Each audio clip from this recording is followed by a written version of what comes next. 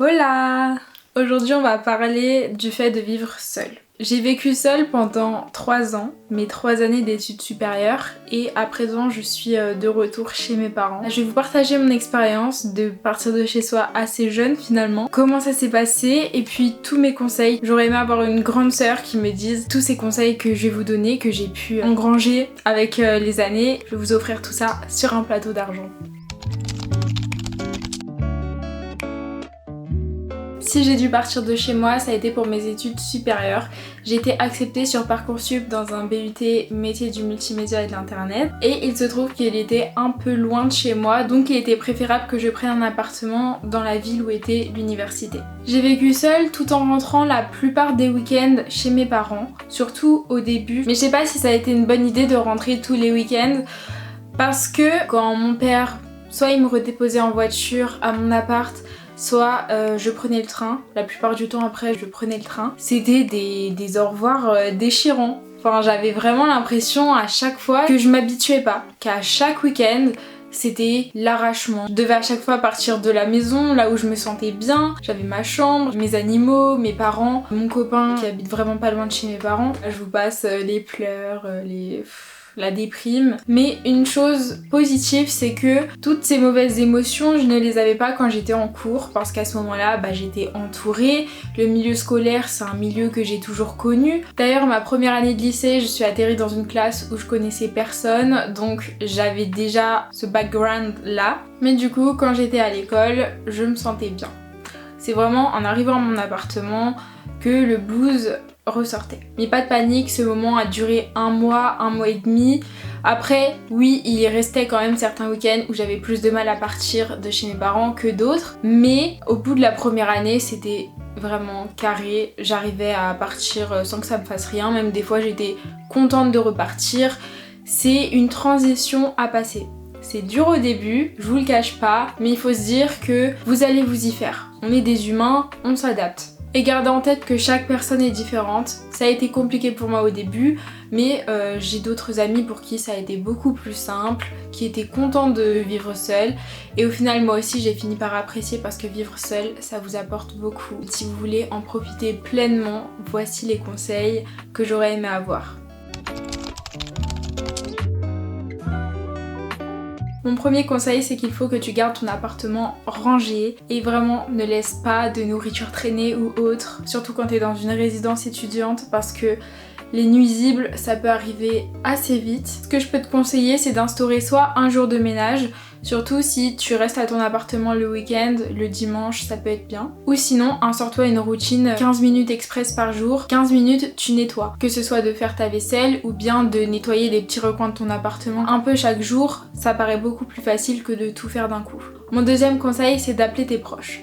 Si tu commences à te sentir seule ou même avant d'avoir ce sentiment, appelle tes proches, appelle tes amis, ton copain, ta copine, tes parents, mais ne reste pas seul. Crée-toi des routines qui te font te sentir bien.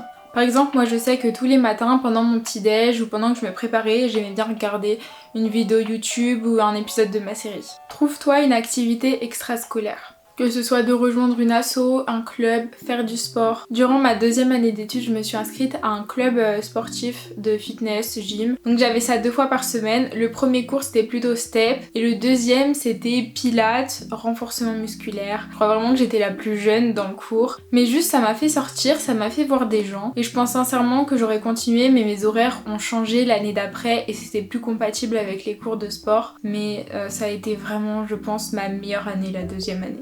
Une autre chose que je pourrais te conseiller, c'est de tenir un journal. Comme tu peux le voir, c'est ce que j'ai fait. Je faisais mi-journal, mi-scrapbooking. Je l'ai pas tenu tout au long de mes études, mais quand j'avais besoin d'écrire, j'écrivais et c'est ce que je vous conseille. Que ce soit un journal écrit ou digital, c'est comme vous voulez. Mais mettez des mots sur ce que vous ressentez, quand vous vous sentez seul ou juste pour raconter vos journées, tenir un petit journal de bord, c'est toujours cool ensuite de retomber dessus. Surtout quand c'est les années de ses études parce qu'au final ça passe assez vite et ça fait des souvenirs. Ensuite, je te conseille d'apprendre à cuisiner quelques plats de base. En hiver surtout, j'aimais bien faire une sorte de bouillon où dedans je mettais des carottes, des pommes de terre, des oignons, un cube bouillon de légumes. T'as juste à mettre le tout à bouillir et puis le goût était trop bon. Ça te tient plusieurs jours et puis à côté tu te mets tes protéines à chaque repas. Apprends à cuisiner quelques plats simples et sains qui sont bons pour ta santé. N'oublie pas de manger des légumes parce que quand on vit seul, et ça m'est beaucoup arrivé, on a tendance à vouloir se faire juste un plat de pâtes avec une sauce pâte et voilà. Mais rajoute des légumes, rajoute des protéines, c'est super important. Surtout pour ton cerveau, t'es sûrement dans les études à l'université, t'as besoin d'avoir tous les nutriments nécessaires pour bien fonctionner. Un autre conseil vraiment important, c'est de gérer ton budget sérieusement. Moi, les ressources que j'avais ma première année, c'était la bourse. J'étais au plus petit échelon, donc 100 € par mois, plus mes parents qui me donnaient aussi de l'argent tous les mois pour faire mes courses. Donc grâce à ça, j'ai pu apprendre à mettre de côté, économiser, à mieux gérer mon budget. Ce que je peux te conseiller, c'est de faire ça soit sur une application. Moi, je me rappelle qu'à un moment, j'avais téléchargé Pilote Budget, et c'est pas du tout une collab ou quoi. Et sinon, Excel, un tableau Excel, ça fait très bien l'affaire. Ensuite, crée un espace où tu te sens bien. Même si tu vis dans un petit appart, fais-toi une déco, des posters, des photos. Faut vraiment que cet endroit te ressemble pour que tu t'y sentes le mieux possible. Moi, je sais que mon père, ce grand amoureux des plantes, m'en avait donné une pour mon appart et donc ça me faisait une petite compagnie. Bon, je parlais pas non plus à ma plante, quoique. Mais c'est quand même un être vivant, il faut penser à l'arroser, à la mettre à la lumière, au soleil. Une petite plante, pourquoi pas. Avant-dernier conseil, fixe-toi des objectifs.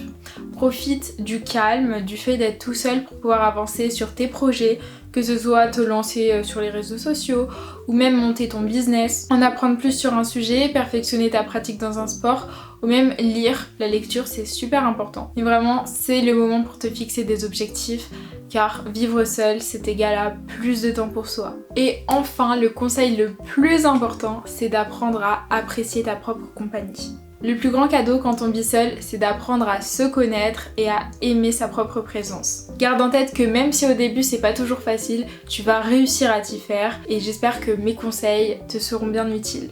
En attendant, prends soin de toi et moi je te dis à la prochaine pour une nouvelle vidéo.